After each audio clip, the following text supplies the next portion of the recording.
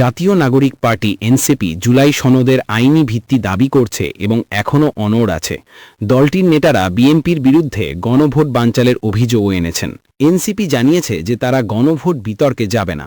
বাংলা মোটরে দলের অস্থায়ী কার্যালয়ে জরুরি সংবাদ সম্মেলনে এনসিপি তাদের অবস্থান পরিষ্কার করে। খসড়া আইন মন্ত্রণালয়ে পাঠানোর আগে জনগণের সামনে প্রকাশের দাবি জানায় দলটি। প্রশ্ন ছিল, জুলাই সনদে এনসিপি কবে স্বাক্ষর করবে?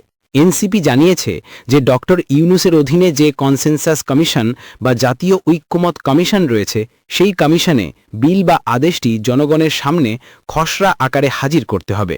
খসড়া আকারে হাজির করলে এনসিপি তা দেখে স্বাক্ষরের উদ্যোগ নেবে।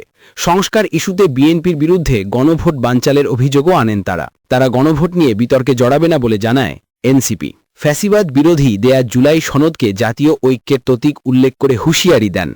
সনদ ভণ্ডুল করে আওয়ামী লীগকে ফেরানোর চেষ্টা সফল হতে দেবে না এনসিপি।